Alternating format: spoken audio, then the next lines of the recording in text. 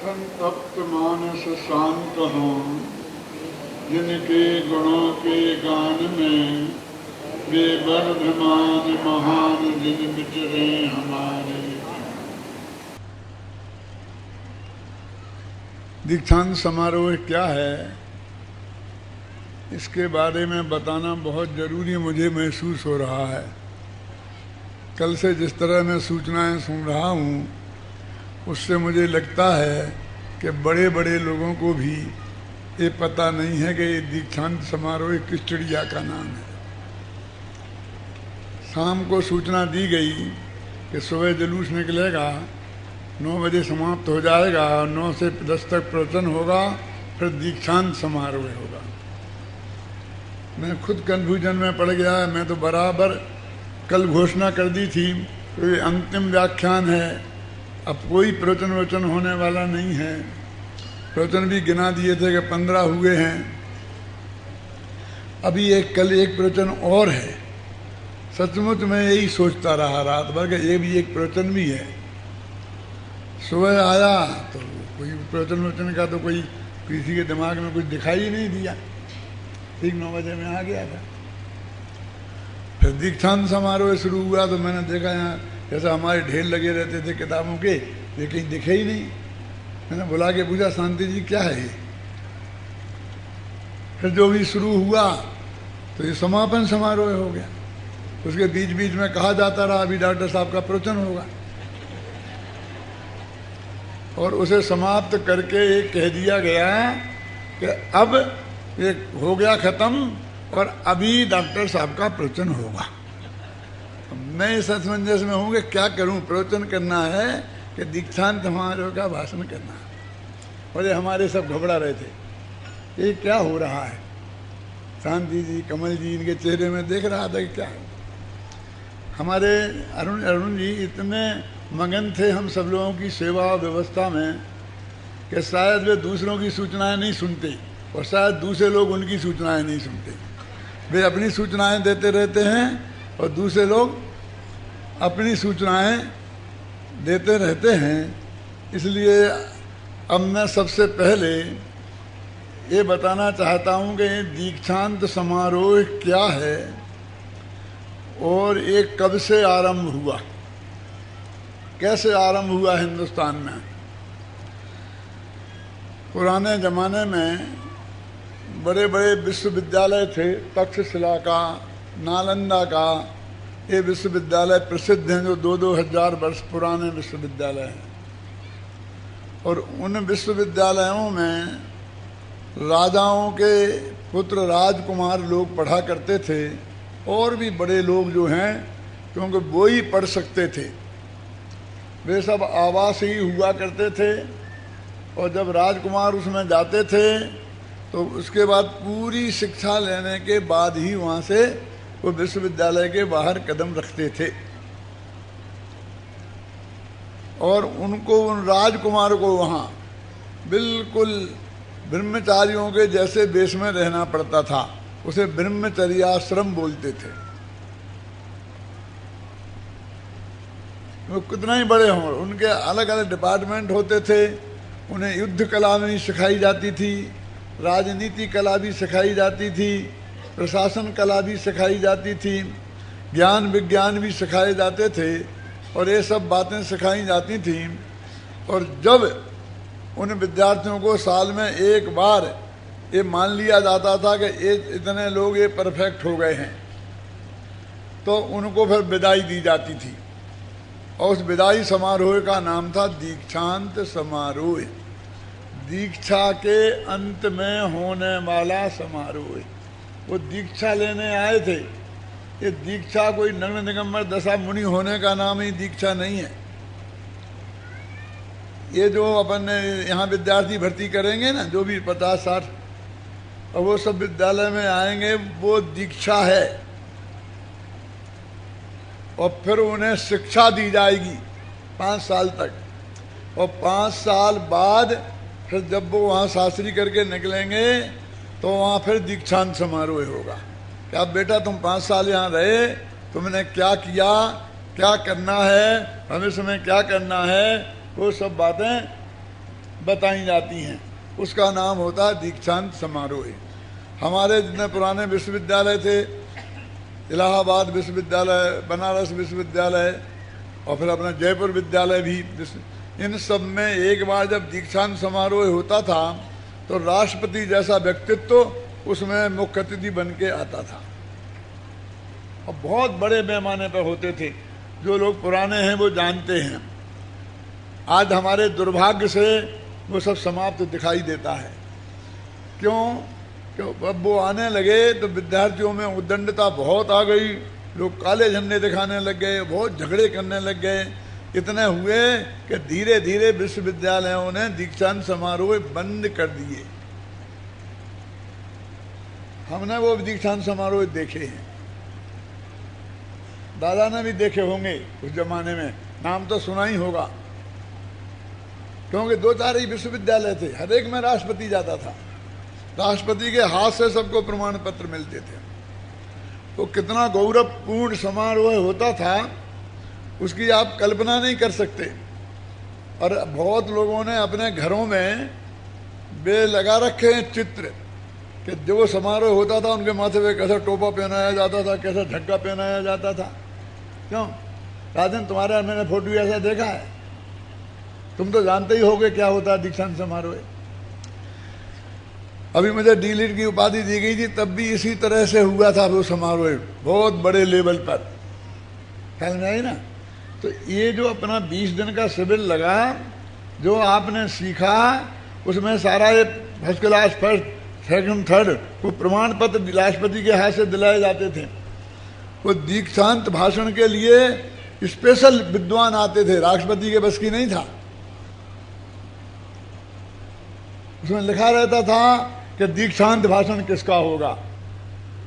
अब यहाँ ना तो अध्यक्ष है ना विशिष्ट अतिथि है, और दीक्षांत भाषण का तो नाम ही नहीं है, क्योंकि पता ही नहीं है कि क्या होता है दीक्षांत है? अब ये वो दीक्षांत समारोह होते थे।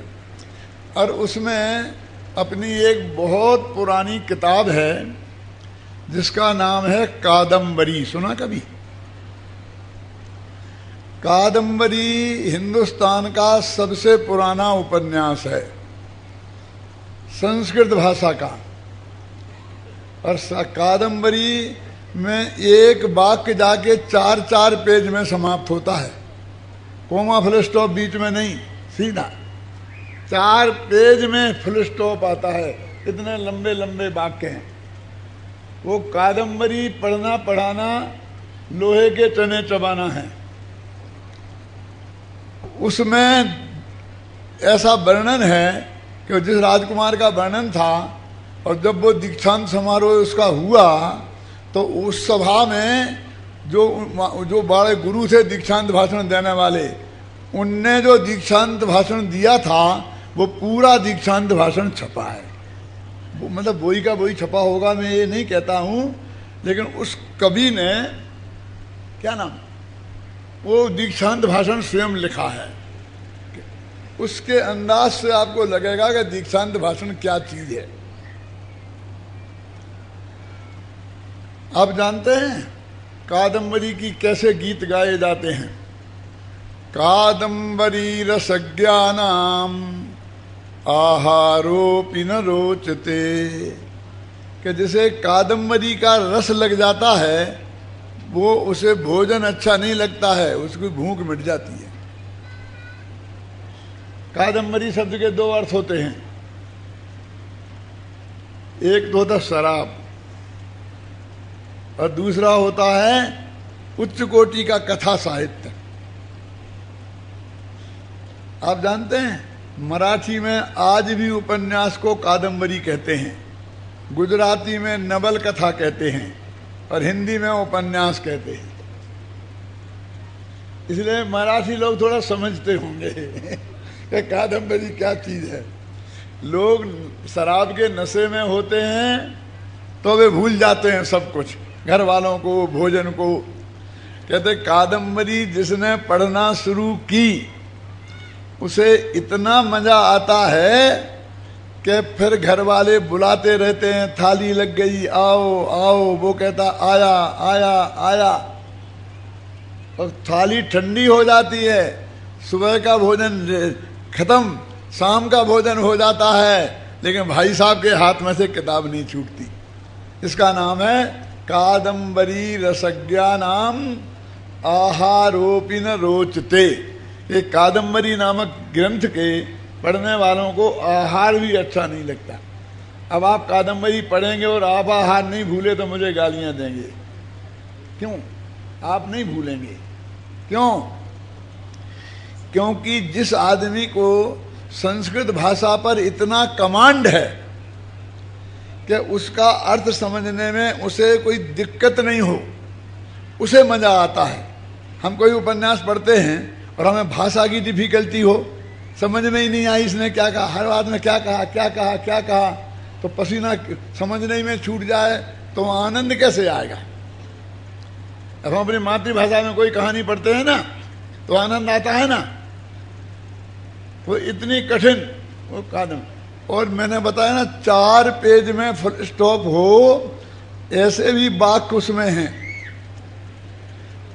और 2-2 शब्दों के वाक्य भी उसमें हैं, छोटे से छोटे और बड़े से बड़े। जैनियों में भी एक ग्रंथ ऐसा है जिसे हम कादम्बरी की टक्कर पर खड़ा कर सकते हैं।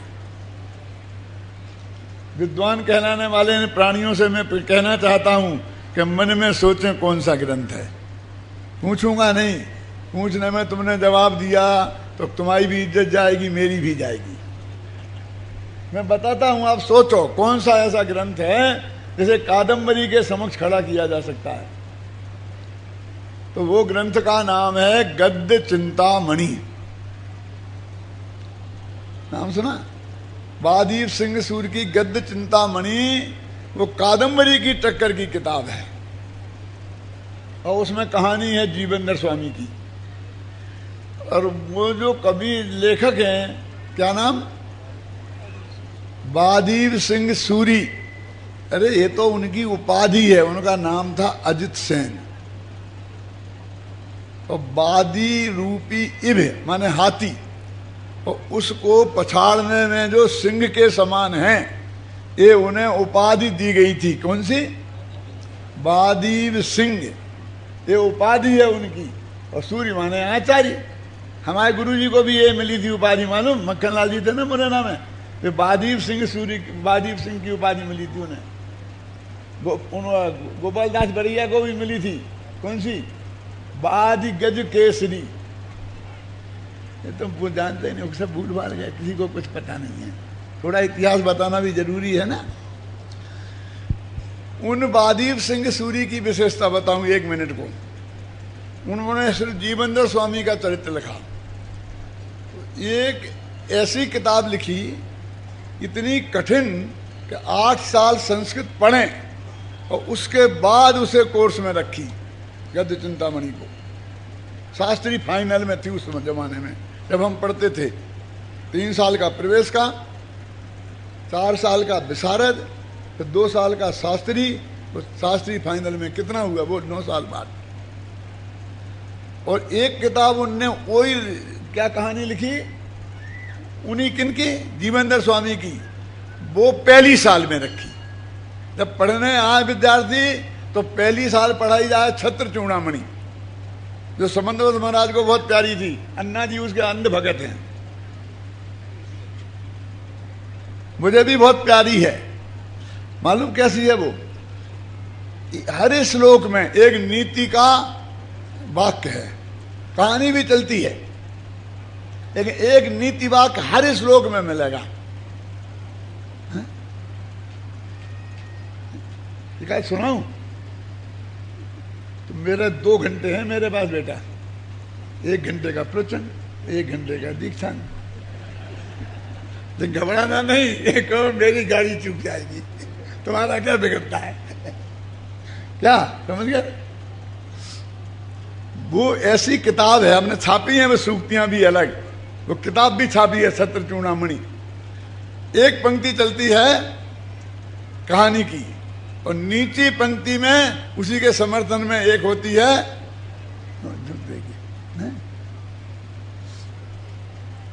वो कहानी लिखी जो पहली साल में हमने पढ़ी थी। कब? जब महाविद्यालय मुरैना में भर्ती हुए थे ना, 11 वर्ष की उम्र में, तब हमने वो छत्रचूड़ामणि पढ़ी थी। पहले हर परीक्षा बोर्ड में थी वो कोर्स में। संबंधभद्र महाराज ने भी पढ़ी होगी, आपने भी पढ़ी थी। और फिर शास्त्री की फाइनल में गद्य चिंतामणि, कहानी वही की वही। अब समझ लेना वो आदमी कितना। ये थी पद्य में, कौन?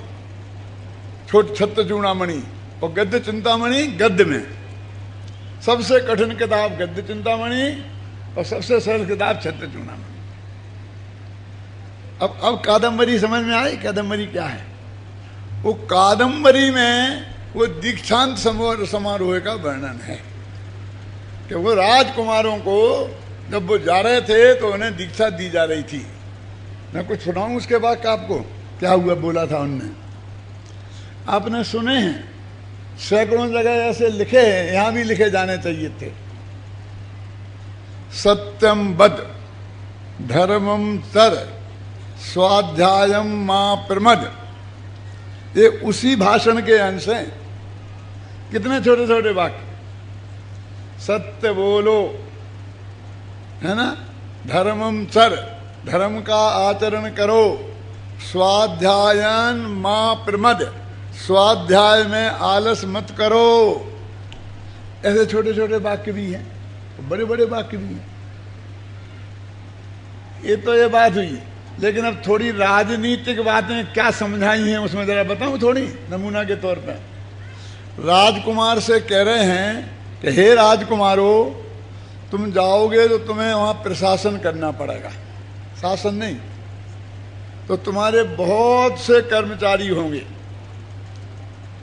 और एक कर्मचारियों को ढंग से तुमने डीलिंग नहीं किया बेटा तो तुम असफल हो जाओगे, तुम्हारा राज्य फेल हो जाएगा। तो क्या करें बताओ? क्या 2-3 वाक्य बोलूं? अबे जी, संहिता विनष्टेयु, असंहिता असंहिता नष्टेयु, संहिता भक्षेयु। क्या मतलब? यदि वे कर्मचारी आपस में प्रेम से रहेंगे, मिलके रहेंगे, तो तुम्हारे को खा जाएंगे। कैसा लिखा है? संहिता भक्षेयु और असंहिता नष्टेयु, और यदि वे झगड़ेंगे तो तुम्हारे को नष्ट कर देंगे। क्या करें? समझ में आया कुछ के नहीं? ऑफिस में 10 कर्मचारी हैं, अभी मिल के रहते हैं। अब एक आदमी 3 घंटा लेट आया, हम पहुंचे, वो कहाँ है? अभी यहीं हो गए, यहीं होगा, यहीं हो गए। वो मुझे बचाता है। हाँ, कल आया था, फिर आगे चुपचाप हाजी लगा देता है। ये लिखा है कादम्बरी में। क्या धर्मेंद्र? कि ये संहिता का परिणाम है। वे मिल गए ना तो साला काम ही नहीं होगा। एक को कहेंगे काम क्यों नहीं हुआ, दूसरा जवाब देगा, उसे बताएगा, ये करेगा, वो करेगा, और ज्यादा गड़बड़ गए तो हड़ता सब मिलके। हमसे काम करने की कहते हो क्या समझता है क्या नहीं? क्या नाम तेरा? पीयूष। संहिता भक्षेयु और असंहिता नष्टेयु, लड़ पड़ेंगे। अब उसका एक आदमी का पेन है, चुपचाप का गायब कर देंगे, क्योंकि आज इसकी अच्छी धुनाई होनी चाहिए। वो कहेंगे लिख नहीं पाएगा, उसकी फाइल ही उठा के गायब कर देंगे। कि कल डॉक्टर साहब इससे पूछेंगे कि ये फाइल ला, ये नहीं ले जा पाएगा तो इसकी खिचिया खड़ी होगी। फिर एक दूसरे का एक करेंगे। अब वो बेचारा कहाँ तक ताली चाबी में रखेगा अपना सामान? क्या वो लिखा 2000 वर्ष पुराना सूत्र बोल रहा हूं, समय साल लिखा था तब का। संहिता नष्टेयु, संहिता भक्षेयु, असंहिता। तो क्या करें? ना उन्हें संगठित होने दें और ना असंगठित होने दें कि हाँ बीच के रखो। क्या पूरी तरह वो संगठित भी नहीं होने चाहिए, समझ में आया ना, और पूरी तरह से असंगठित भी नहीं होना चाहिए, तो ही तुम्हारा ऑफिस ढंग से चलेगा। आप लोग में हर व्यापारी के काम की भी बात है, हर संस्था वाले के भी काम की बात है। क्यों आजकल कोई पढ़ता ही नहीं है। हमारे कोई कोर्स में नहीं थी ये किताबें, हम 5 किताब पढ़ते थे कोर्स की, तो 25 पढ़ते थे बिना कोर्स की। आज है ऐसी प्रवृत्ति नहीं है। तो वो दीक्षांत भाषण आज तक प्रसिद्ध है, और उसके आधार पर हर यूनिवर्सिटियों में दीक्षांत होता समारोह होता है, और ये इसमें भी ये दीक्षांत समारोह है। अपनी नकल पे भी हर शिविर वाले 3 दिन का शिविर करते हैं, 1 दिन का उद्घाटन समारोह है, दूसरे दिन का समापन समारोह, तीसरे दिन का दीक्षांत समारोह, और उपकुलपति बना देते हैं किसी को भी, जो ये नहीं समझता है कि उपकुलपति शब्द का अर्थ क्या होता है। समझिए, मेरे कहने का अर्थ ये है कि ये आज जो आपने इतने दिनों यहाँ अध्ययन किया है, अब आज आपका अभी रिजल्ट आपको सुनाया जाएगा, फिर आप अपने गांव में जाएंगे तो आपको क्या कैसा होगा उस बारे में कुछ कहना, उसका नाम है दीक्षांत भाषण, जो मैं अब शुरू करूंगा। अभी तो दीक्षांत समारोह और दीक्षांत भाषण क्या होता है ये समझाया है। हाँ? क्या जरूरी था करूं? देखो अभी आपका रिजल्ट तैयार हुआ है रात भर में। देखो हमारे पास ऐसा धर्म कांटा नहीं है कि जिससे हम गारंटी से कह सकें कि आपको जितने नंबर मिले हैं आप उतने के ही पात्र हैं। हो सकता है ज़्यादा भी मिल गए हों और हो सकता है कम भी मिले हों।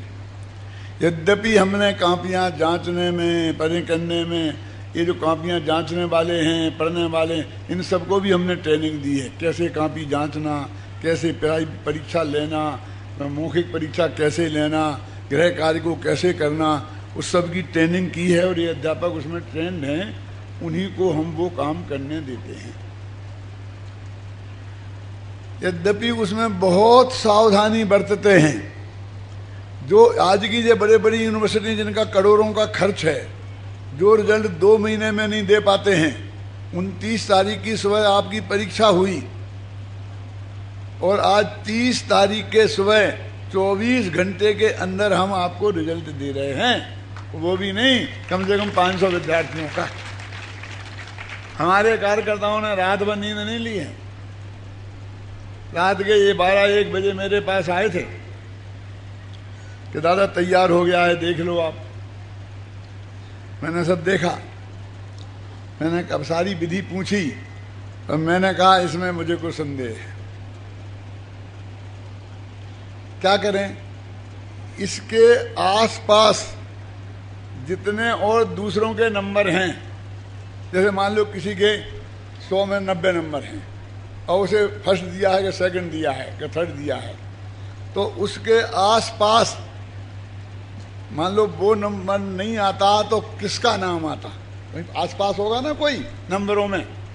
उनकी 10-5 लोगों की कापियां निकालो, इसकी कापी निकालो और नंबरों का मिलान करो कि जचाई भी ढंग से हुई है कि नहीं।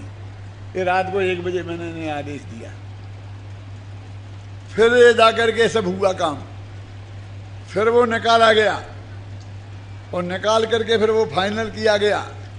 फिर इन्होंने बाद में वो फाइनल बनाया, वो रात भर में सर्टिफिकेट तैयार हुए, उन पर साइन हुए, और जब आगे रिजल्ट तैयार है, अब रात भर जगह लोग बैठे हैं कि हम अपनी निधि वो बजट सुनाएंगे वित्त मंत्री हैं और आपका धन्यवाद समारोह चल रहा है। ये सुनने को बैठे हैं, ये सुनाने को बैठे हैं। ये कमल चंद रात भर नहीं सोया है, ये शांति रात भर नहीं सोया है। 1 बजे आए थे मेरे पास, पीयूष रात 1 बजे आए थे मेरे पास। ये हमने बहुत सावधानी रखी है, इसका भी ध्यान रखा है कि किसके रिश्तेदार परीक्षा में बैठे हैं और वो आसपास तो नहीं घूम रहा है, जगह कापी देते नहीं है वो। यदि वो घूम रहा था तो उसकी कॉपी स्पेशल रूप से जांची जाए, द्वारा देखी जाए। यानी अत्यंत सावधानी पूर्वक हमने ये रिजल्ट तैयार किया है। फिर भी एक ज्ञान विद्या का ऐसा क्षेत्र है कि हमारे पास धर्म कांटा नहीं है कि हम तौल के बता दें कि आपको जितने नंबर दिए वो सही है और इनके नहीं है। सही की कोई गारंटी नहीं है। एक बात की गारंटी है, और वो क्या?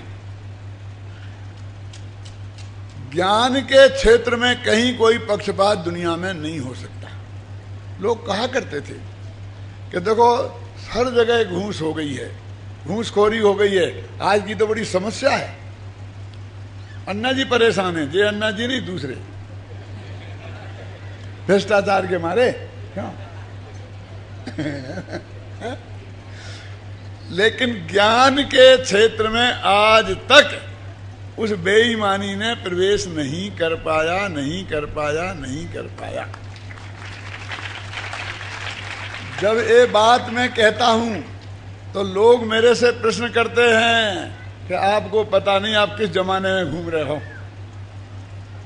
अब तो यूनिवर्सिटियों में वे ही टॉप करते हैं जो गुरुजी की सेवा करते हैं अथवा गुरुजी की बेटी के लिए खर्चा का इंतजाम कर सकते हैं, शादी की। आपको पता नहीं है कि अब वो जमाना नहीं रहा आपके जमाने जैसा कि पढ़ने वाला ही टॉप करेगा। ज्ञान के क्षेत्र में भी ये प्रवेश कर गया है। मैं कहता बिल्कुल गलत नरेश जी। क्यों? वो काय के क्षेत्र में प्रवेश हुआ है? प्रमाण पत्र के क्षेत्र में, ज्ञान के क्षेत्र में नहीं। वो कागज के टुकड़े के क्षेत्र में हुआ है। क्यों? वो जो गड़बड़ी हुई है वो कहां हुई है? उस कागज के टुकड़े में हुई है, वो ज्ञान का क्षेत्र नहीं है। आपको जो पढ़ाया गया है और आपने जितनी मेहनत करके पढ़ा है वो ज्ञान आपके पास उपलब्ध है कि नहीं? आप जब पढ़ने जाते हैं तो एक गरीब का लड़का जाए वहां पढ़ने, समझना, और एक अमीर का जाए तो अमीर को बहुत बढ़िया पेन मिल जाएगा 500 रुपये का, गरीब का पेन 2 रुपये का ही होगा। और सारी सुविधाएं अमीर को ज्यादा मिल सकती हैं, लेकिन ABCD दोनों को एक सी सीखने पड़ेगी और रटनी पड़ेगी। उसमें कोई आदमी उस गरीब और अमीर में भेद नहीं कर सकता। मास्टर तो एक साथ पढ़ाता है, इसलिए पक्षपात का सवाल नहीं है, सब एक साथ सुनते हैं। और मेहनत हर एक को ऐसी सुविधा नहीं है कि एक पैसे वाले का लड़का है इतना पैसा खर्च करेगा, क्यों शिविर को 1 लाख रुपए दे देगा तो क्यों उसको उतनी ही मेहनत करनी पड़ेगी पाठ योजना बनाने में। घरवाली की नकल भी कर ले, लेकिन जो परीक्षा में बैठा है उसकी तो बनानी पड़ेगी ना। तो ज्ञान के क्षेत्र में अभी इन करोड़पतियों का कब्जा नहीं हुआ है।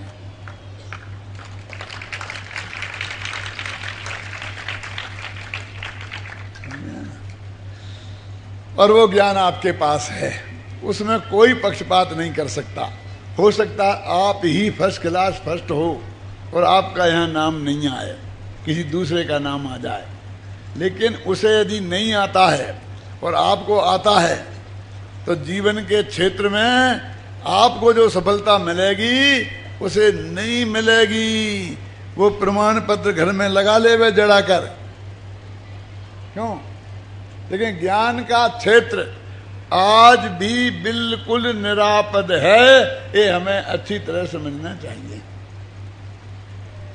कल एक भाई ने मेरे से कहा था किसी संस्था का नाम लेके, वहां साहब पक्षपात होता है गरीबों और अमीरों के साथ।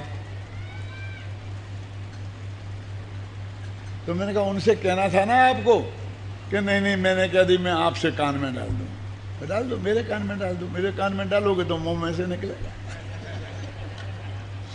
क्यों? अरे भाई हर आदमी का पुण्य पाप अलग अलग होता है, उसका एक सा नहीं हो सकता है। यदि उसका पुण्य तीव्र होता तो वो भी करोड़पति होता। तो वो जो फर्क है उस बात का थोड़ा बहुत, वो बाहर बातों में होगा। वो अध्यापक ये नहीं कह सकता है कि अभी तुझे तो जरा पीछे बैठ जा, जो आगे बैठेगा मैं तुझे नहीं पढ़ाऊंगा, ऐसे पढ़ा दूंगा। वो ज्ञान के क्षेत्र में कहीं पक्षपात नहीं हो सकता।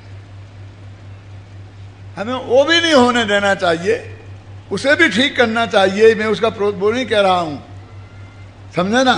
लेकिन जिसका जो पुण्य पाप का उदय है वो तो उसे भोगना पड़ेगा। और भविष्य में लेकिन अपने ज्ञान में सावधान रहेगा, अपने काम में सावधान रहेगा, तो उसको कोई नुकसान होने वाला नहीं है। इसलिए आप लोग सब निश्चिंत रहें। एक बात, अभी यहाँ तो नंबर आएगा, ये टॉप किया इसने, ये सेकंड नंबर, थर्ड नंबर, और हो सकता है आपने भी टॉप किया हो नीचे से,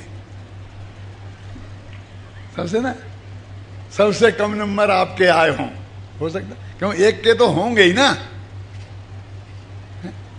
कोई ऊपर से टॉपर्स होगा तो कोई नीचे से टॉपर्स होगा। यहां कुछ भी हुआ हो, लेकिन अपने गांव में, अपने मोहल्ले में आप ही सबसे हैं, क्योंकि आपका वहां कोई प्रतिद्वंदी नहीं है। आप यहां से ट्रेनिंग लेके गए, सर्टिफिकेट लेके गए हैं, और वहां आप ही सर्वश्रेष्ठ हैं, समझ नहीं ना। इसलिए कोई हीन भावना नहीं रखना मन में कि मेरे सर्टिफिकेट में कितने नंबर आए, कम आए, कैसे आए, कैसे आए। ये तो 1 मिनट का खेल है। सुनाएंगे अभी, खड़े होंगे लड़के, तालियां पिट जाएंगी, तुम्हें भी इनाम दिया जाएगा, किताबें दी जाएंगी, उन्हें 2 किताबें ज्यादा हों, बस खत्म। और कोई ज्यादा में कुछ होगा नहीं, इतना ही अंतर होगा। लेकिन आप अपने मन को हल्का बना के नहीं जाएं। जे कोई असफल हो गए हों, फेल हो गए हों, उन्होंने बताया नहीं कि फेल नहीं हुए। फेल क्यों नहीं हुए आप जानते हैं? क्योंकि मास्टरों ने बहुत अच्छा पढ़ाया और आप बहुत अच्छा पढ़े, इसलिए नहीं। बता दूं कमल जी ऐसा है कि जो 480 कितने भी भर्ती हुए थे ना, हम जानते हैं कि भर्ती तो हो गए सिफारिश कर करके, लेकिन हरेक में इतनी क्षमता नहीं है कि ये ट्रेनिंग में पार पाड़ सके। तो जब पाठ योजना बनाने का नंबर आएगा तो इसमें 25% आउट हो जाएंगे। हमारा पक्का निर्णय, हम सब जानते हैं। हम वहां से सर्टिफिकेट ही उतने लाते हैं क्या।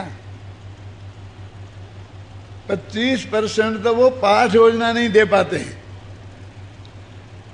कोई पाठ योजना दे देते हैं तो वो खड़े होकर पढ़ाने में पसीना छूटता है कि साहब आप तो बोलते जाते आगे 5 मिनट खड़े तो हो, 2 मिनट खड़े होके बोलते हैं जो सेठिया लोग। घबराना नहीं भैया, अब तो मैं जा रहा हूँ, नाराज भी हो जाओगे भैया, नरेश भैया तो क्या कर लोगे, अब तो जा ही रहा हूं मैं। देखो इनको अध्यक्ष बनाओ और फिर के आपको बोलना पड़ेगा कि मैं कुछ नहीं जानता, ये लिख के दे रहे, ये बोल दियो काका जी आपकी बात नहीं कर रहा हूँ, जो जगह अध्यक्ष बनाते तो उसे पढ़ के बोलने में पैर कांपते हैं। क्यों, क्या है? और आप धड़ाधड़ यहाँ बोलना सीख गए हैं। अपने गांव में पाठशाला में 10 लड़कों को बैठाल करके वहां पढ़ाएंगे, वहां तो आप ही सर्वश्रेष्ठ है ना। इसलिए हीन भावना लेके नहीं जाना, अंदर से इंफीरियरिटी कम्प्लेक्स नहीं रखना। आप समझे, जो फेल क्यों नहीं हुए मालूम, वे वहां रुक गए। ऐसे वो छन्नी लगते लगते जो 29 तारीख की सुबह की परीक्षा में बैठे, वो ऐसे ही लोग थे जो गारंटी से पास होने वाले हैं।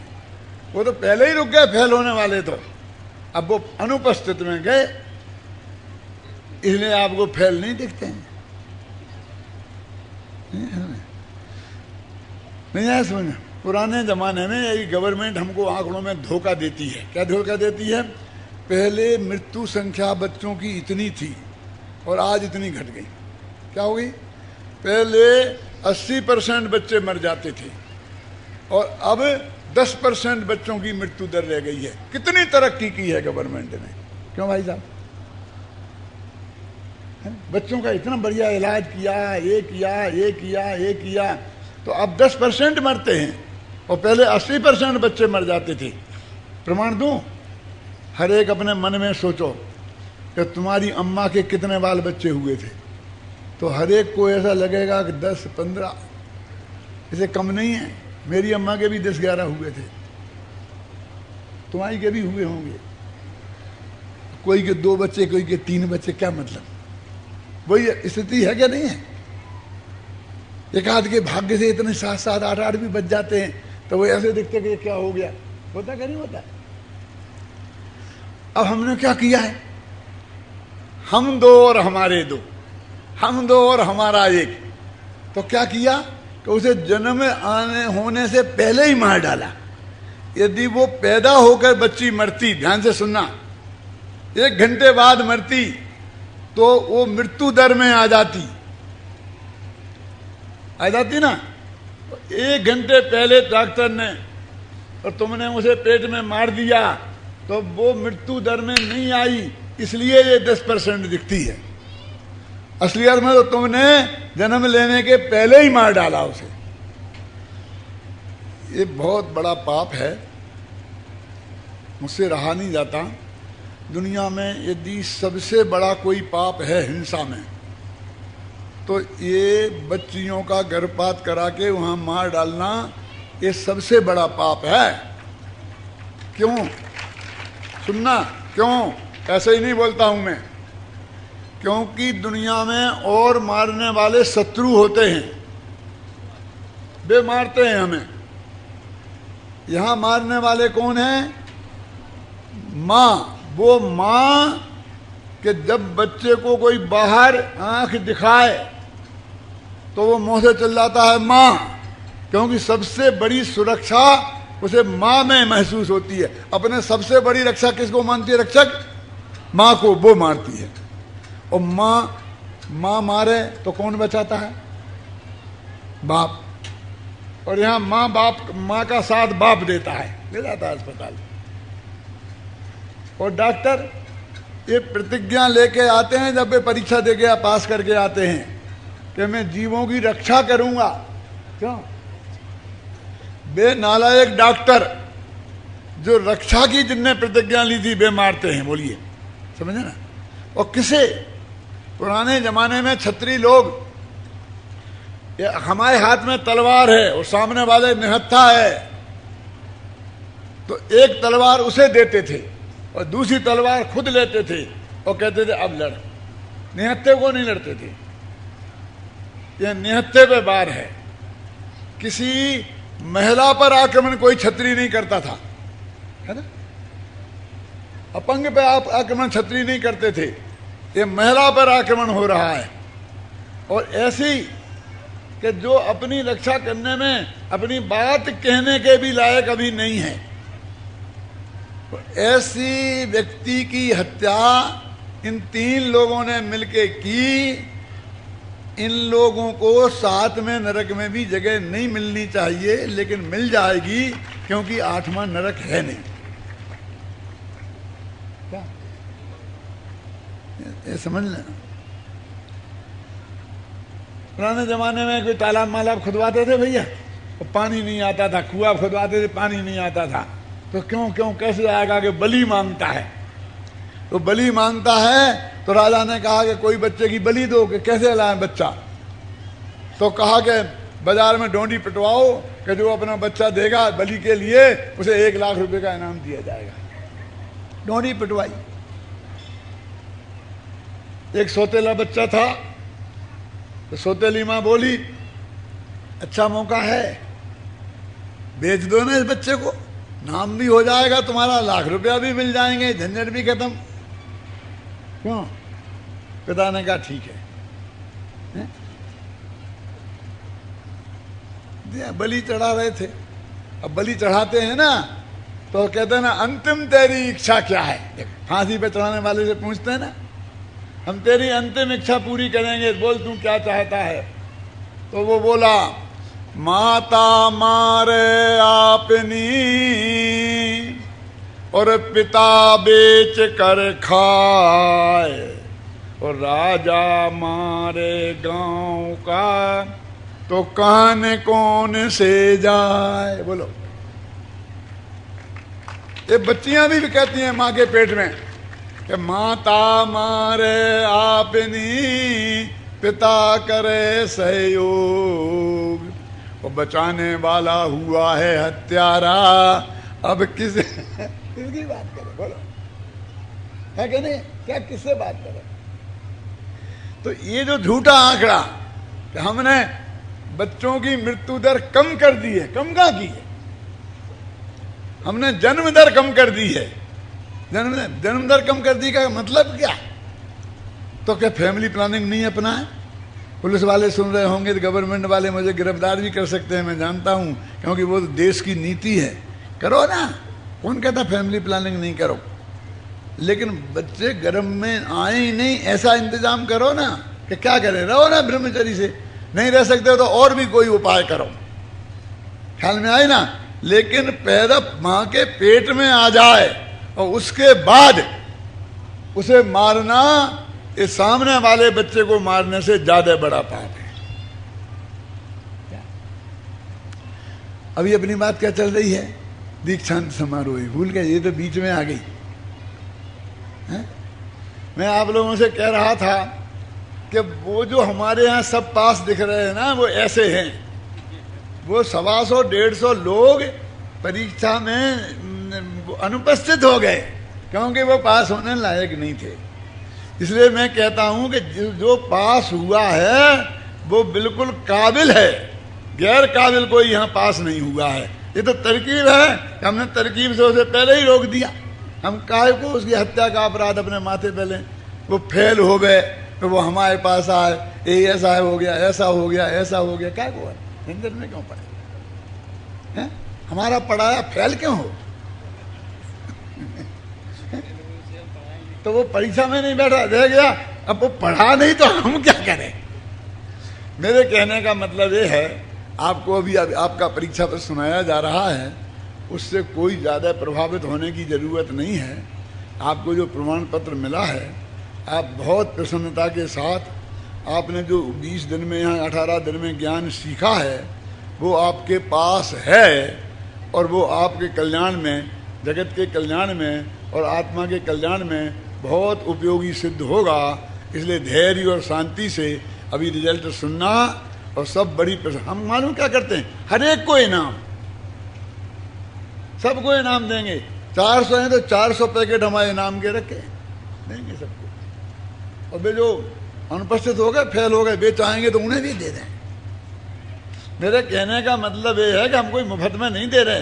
तुमने कुछ किया है, तुमने मेहनत की है और तुम इसके काबिल हो, इसलिए हम उसको पुरस्कृत कर रहे हैं। अभी आपको सब पुरस्कार मिलेंगे और आप शांति से, आप लोग तो बैठे रहना, जिन जिन को मिल गए वे भागने लग जाएं। क्यों?